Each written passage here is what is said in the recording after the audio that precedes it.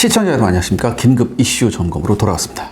오늘 긴급 이슈는 무엇인가요? 네, 얼마 전인 지난 7월 29일 홍콩 사우스차이나 모닝포스트는 중국의 5세대 스텔스 전투기인 J-22 최근 대한해협 동수로를 비행한 사실이 확인됐었다고 보도했습니다. 덧붙여 우리나라와 일본 모두 중국의 J-20 전투기를 제대로 포착하지 못한 것으로 보인다고 얘기했는데요.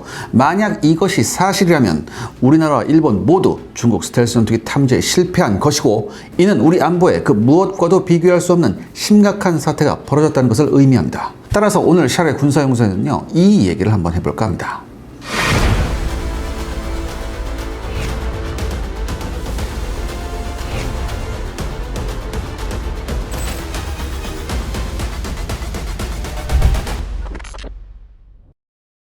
정확한 보도 내용이 무엇인가요?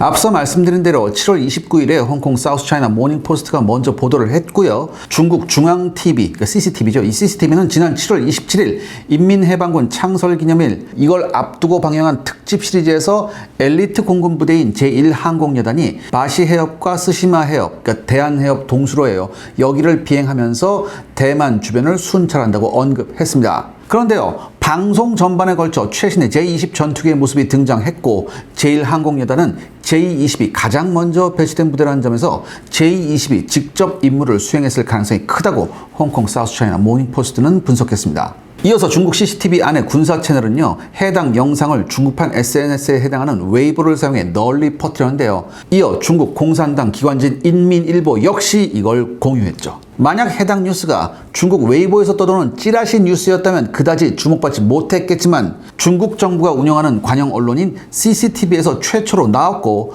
중국 공산당 기관지인 인민일보까지 그대로 인용했다는 점에서 이것이 중국 정부의 정치적 메시지라는 해석이 나오고 있습니다. 홍콩 사우스차이나 모닝포스트는요, 스시마 해협은 한국과 일본 사이의 좁고 전략적인 수역으로 동해와 동중국해를 잇는 요충지라고 했고요. 해당 지역은 미군의 사드 체계를 포함해 미국, 한국, 일본의 첨단 레이더 감시망이 집중된 구간이라고 보도했습니다. 이런데도요, 일본 J-20 스텔스 전투기의 통과는 우리나라, 일본 어느 쪽도 탐지되거나 내부적으로 보고되진 않은 것으로 보인다고 보도했습니다.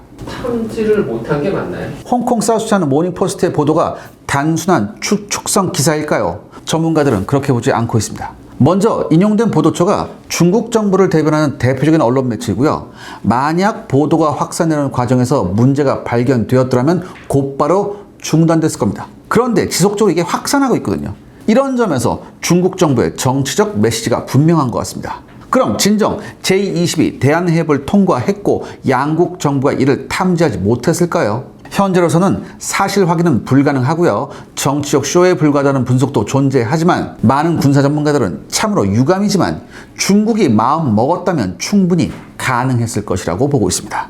우리나라와 일본 사이의 대한해협은요, 여러분, 수많은 민간 항공기가 비행하는 복잡한 공역으로 유명합니다. 또한 양국 공군의 핵심 관심 지역도 아닙니다. 외견적으로 우리나라와 일본의 관계는 그다지 좋지 못하지만 양국은 상대국을 주적으로 보지 않고 있어서 대한해협은 주요 감시 지역이 아닙니다. 사실 양국의 해군은요, 수중을 집중 감시하고 있어요. 그러니까 우리 공군의 핵심 감시 체계와 미국이 성주에 배치한 사드 레이더가 향한 방향은 당연히 북한입니다. 일본 역시 북한의 탄도미사일 이슈로 인해 북한 쪽을 집중 감시하면서 센카쿠와 대만에 관심을 집중하고 있죠. 관계자에 따르면 우리 공군의 감시 레이더 상태도 별로 좋지 못해서 중국의 J-20을 제대로 탐지할 수 있는 상태가 아니라고 합니다. 우리 공군은 총 4가지 종류의 장거리 대공 레이더를 운영하고 있지만, 이 중에 광역 탐지를 담당하는 것은 미국 로키드 마틴으로부터 도입한 FPS-117 레이더입니다. 우리 공군은요, 1987년부터 연차적으로 8대를 배치해서 운영하고 있는데요. 이 레이더의 탐지 거리는 약 400km 정도입니다. 그런데요, 제작사가 보증한 FPS-117 레이더의 운용 수명이 대략 20년입니다. 그런데 이 레이더가 마지막 배치가 된 것이 2002년이에요. 그러니까 초기 배치된 레이더는요, 운용 수명을 18년이나 초과했고요. 마지막 모델도 3년이나 초과된 상태죠. 당연히 수많은 고장과 성능 부족에 시달리고 있고요. 가동률이 60%도 미치지 못해서 공군도 골머리를 앓고 있습니다. 물론 레이더의 탐지거리가 400km에 따라서 일부 레이더가 가동을 중단한다 해도 감시 공백이 발생하진 않습니다. 하지만 스텔스 전투기처럼 레이더 반사 면적이 작은 표적에 대한 탐지 능력은 극단적으로 하락할 수밖에 없다고 합니다. 우리 공군은 FPS-117을 교체하고자 이미 2011년부터 LIG 넥슨을 통해서 한국형 장거리 대공 레이더 개발 사업을 시작했습니다. 하지만 2017년 문재인 정부 시절에 감사원이 시험평가 과정에서 서류상 하자가 있다면서 개발 사업을 중단시켜버렸죠. 그 후 감사원과 LIG 넥슨 사이에 법정 공방이 이어졌고 2021년이 되어서야 대법원이 LIG 넥슨에게 승소 판정을 내렸습니다. 이렇게 법적 문제가 해결되자 2021년부터 개발이 재개됐고요. 2024년 11월 18일에 드디어 전투용 적합 판정이 내려졌죠. 책상 물림으로 유명한 우리 감사원의 삽질 덕분에 개발 사업이 최소 4년 이상 늦어졌고요. 실제 배치는 2026년에 진행될 계획이므로 향후에도 상당한 감시 공백이 우려되는 상황입니다. 그렇다면 우리 공군은 이를 방치한 건가요? 그렇지는 않습니다. 감사원으로 인해 장거리 대공 레이더 개발에 문제가 발생하면 물론 고정식 레이더는 얼마든지 파괴하거나 우회할 수 있어요. 그렇기 때문에 우리 공군은요, 2021년에 2차 공중조기경보-통제기 도입 사업을 시작했죠. 우리 공군은 4대의 E737 공중조기경보-통제기를 보유하고 있는데요. 원칙적으로 3대가 3교대를 통해서 24시간 공중감시를 수행하고 한 대는 정비나 훈련 등에 사용되는 그런 형태입니다. 하지만 E737의 평균 가동률은 65% 정도로 목표로 했던 75%에 크게 못 미칩니다. 이렇게 되니까 북한 감시도 제대로 못하고 있는 실정이고요. 이것 때문에 미 공군이 감시 공백을 메워주고 있는 형편입니다. 특히 2023년을 기준으로 E737에서는요, 약 1,500군데에서 고장이 발생했고요. 단종 부품만 54개에 이르며 그나마 6개 부품은 어떠한 방법으로도 공급 대책을 마련하지 못했습니다. 그래서 정비 운용상의 문제가 계속해서 발생하고 있는 중이죠. 이렇게 되니까 당연히 중국이나 일본에 대한 감시는 아예 손도 대지 못하고 있었습니다. 그렇기 때문에 우리 공군은 이 문제를 해결하고자 4대 신형 공중조기경보-통제기를 추가로 도입하는 2차 사업을 시작한 거죠. 하지만 2차 공중조기경보-통제기 도입 사업은 보잉사의 삽질로 세 차례나 입찰이 불발됐고요. 얼마 전 2025년 6월 30일에 보잉이 빠진 4차 입찰 제안서가 방위사업청에 도착함에 따라 현재 서류 심사가 진행되고 있습니다. 그런데요, 이 2차 도입 사업의 목표는 2027년부터 배치를 시작하는 것이었습니다. 하지만 사업이 파행을 거듭하면서 설사 올해 후보 기종이 선정된다 해도 아무리 빨라야 2030년 이후에나 배치가 가능할 겁니다. 중국이 우리를 만만하게 본 건가요? 널리 알려졌듯이 스텔스 전투기도 레이더에 완벽히 안 걸리는 것은 아닙니다.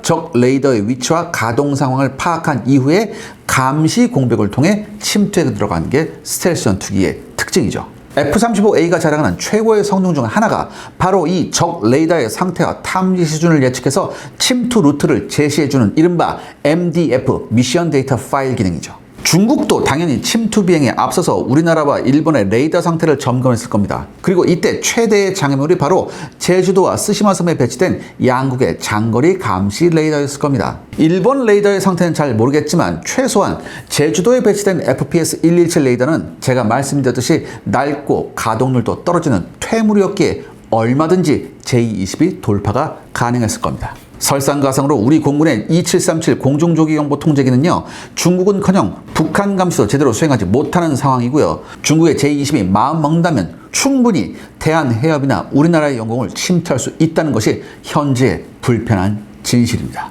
그럼 미 공군이라면 이 J-20을 탐지할 수 있었을까요? 2022년 3월 16일 케네스 윌즈바우 미 태평양 공군 사령관은요, 미 공군의 F-35와 중국 공군의 J-22 동중국해 해상에서 최소 1회 이상 조우 비행을 실시했다고 밝혔습니다. 이때 중국 J-20은 미 공군의 E-3 공중조기경보-통제기의 탐지 능력을 파악하고자 접근한 것으로 보이고요. 미 공군은 접근을 탐지하자마자 F-35A를 출동시켜서 J-20의 접근을 차단했죠. 윌즈바우 사령관은 당시 브리핑에서 E-3 공중조기경보-통제기가 자신의 안전을 보장할 수 있는 충분한 거리에서 J-20을 탐지하는데 실패했다고 발표했습니다. 그러니까 J-20 전투기가 보유한 장거리 공대공 미사일의 유효 사거리 근처까지 미국 E-3 공중조기경보-통제기의 추적을 받지 않고 접근할 수 있었다는 얘기죠. 구체적인 탐지 거리는 밝히지 않았지만 중국이 보유한 PL-15 공대공 미사일의 사거리가 약 200에서 250km입니다. 그러니까 수출용보다는 좀 훨씬 좋아요. 그러니까 이걸 바꿔 말하면요, 미 공군의 E-3가 대략 200km 거리에서 J-20을 탐지했다는 얘기죠. 그나마도 미 공군이 중국의 제20 프로그램을 확인한 이후 지속적으로 공중조기경보통제기의 성능과 탐지 알고리즘 개선에 신경 썼기에 탐지에 성공했다는 분석이 많습니다. 정리해보면 우리 공군의 우수한 장거리 대공 레이더와 공중조기경보통제가 있었더라도 반드시 중국 제20을 탐지한다는 보장은 없습니다. 하지만 E3 공중조기경보통제기가 대략 200km 거리에서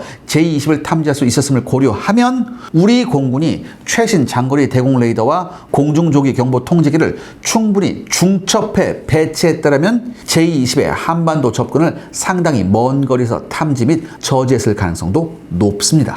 그렇다면 이제 우리는 어떻게 해야 할까요? 다행히 2026년 개발 완료를 목표로 LIG 넥스원이 개발 중인 한국형 장거리 대공 레이더는요, 스텔스기 탐지에 유리한 L밴드를 사용하면 물론 최신 A사 기술을 사용하고 있습니다. 감사원 때문에 개발이 잠시 중단되었지만 이왕 확보된 공백 시간을 활용해 원래 개발 목표였던 레이더 발진 소자의 성능을 600W에서 1000W로 늘렸고요. 레이더 소자도 42개에서 44개로 늘려서 탐지 성능이 20% 이상 늘어난과 동시에 탐지 정확도가 크게 향상되었다고 합니다. 그러니까 여러분들, 사고는 누가 쳤는데 참. 그러니까 이걸 기회로 이용하는 우리 엔지니어들을 우리는 경배해야 합니다. 가장 중요한 점은요, 이게 한국형 모델이고요, A사형 레이더이므로 향후 성능 개량을 통해서 스텔스기 탐지에 특화된 탐지 모드를 집어넣을 수 있다는 겁니다. 그리고 이번 침투 사건을 계기로 이러한 개선 작업이 보다 빨라질 가능성이 높아졌죠.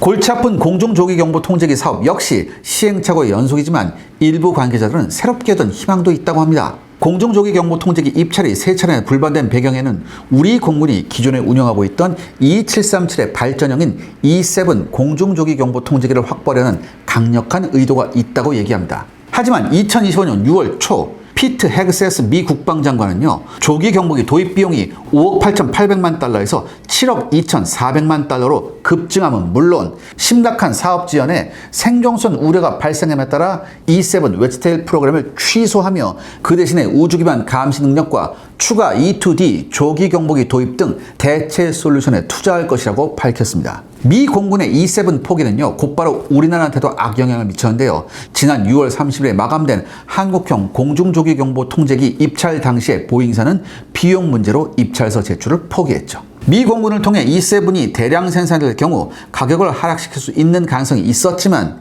미 공군이 사업 취소를 밝힘에 따라 변수가 커졌기 때문입니다. 그리고 우리 공군과 방위사업청 역시 미 공군이 E7 포기 의사를 밝힘에 따라 현재는 사업에 참여한 2개 후보 중에 하나를 선정할 계획인데요. 공중조기경보통제기 사업에는요, 미국 L3 해리스가 대한항공과 손을 잡았고요. 스웨덴 사업의 글로벌 아이는 카이와 손을 잡고 경쟁하고 있습니다. 두 기업은 보잉사와 달리 국내 업체와 함께 공동으로 공중조기경보통제기를 조립, 생산하면서 핵심 기술을 전수할 것이라고 발표했는데요. 이 결과 대한항공과 카이 관계자는요, 공중조기경보통제기 생산 경험을 바탕으로 향후 한국형 모델 개발 사업이 진행될 가능성이 높다고 보고 있습니다. 관계자들은 구체적인 방안도 설명해 주었는데요. L3와 사부사 모두 공중조기경보통제기를 글로벌 6500 비즈니스 혜택을 기반으로 제작할 계획인데요. 그런데요, 이거에 이어서 한국형 전자전기 개발 사업이 있거든요. 이것도 똑같은 기체를 사용해요. 그렇기 때문에 이 두 개의 사업을 활용해서 충분한 기술력을 확보할 수 있다고 합니다. 사실 이 공중조기경보통제기하고 전자전기는요, 방출되는 전자기파의 출력만 차이가 날 뿐 기본적인 구조나 사용 기술이 대부분 동일합니다. 실제 미국의 EA37B 전자전기는요, 개발 시간을 줄이고자 이스라엘제 CAEW 전자전기 동체와 레이더 안테나 구조물을 그대로 도입해서 개발한 모델이에요. 하지만 우려하는 점도 있습니다. 관계자들은요, 우리 공군이 4대의 E737을 운영하는 상황에서 신형 공중조기경보통제기가 추가되면 기종이 2개가 되면서 훈련, 운용, 정비 모든 면에서 문제가 발생해야 된다고 말하기도 합니다. 근데 제가 말씀드렸듯이 이 2737이 운영 유지비가 급등했잖아요. 그리고 부품 수급에도 문제가 발생했기 때문에 가동률이 60% 정도로 낮아졌잖아요. 더군다나 미 공군이 E7을 포기함에 따라서 지속적인 성능 향상도 보장할 수 없게 됐습니다. 상황이 이렇게 돌아가니까 국내 기업들이 글로벌 6500 비즈니스기를 사용하는 한국형 공중조기경보통제기 개발 사업을 향후 제한할 경우 공군이나 방위사업청이 이를 허가할 가능성이 높다고 보고 있습니다. 이미 2023년 이 공중조기경보 통제기 도입 사업이 시행착오를 거듭하자 국내 업체들은요, 한국형 공중조기경보 통제기 개발 사업을 제안한 바 있는데요. 당시 카이는요, 해외 업체가 협력할 경우 7년 안에 개발이 가능하다고 주장했고,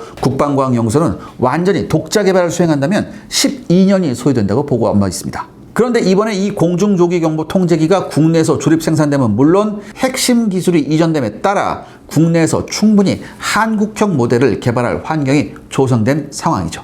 이 이야기는 조만간 특파원님과 특집을 할 예정입니다. 그러니까 조금만 기다려주세요. 시청자 여러분들의 구독과 좋아요는 영상 제작에 정말 큰 도움이 됩니다. 여러분들 부탁드리겠습니다. 구독과 좋아요. 일단 이렇게 이번 제20 침투 사건을 한번 짚어봤는데요.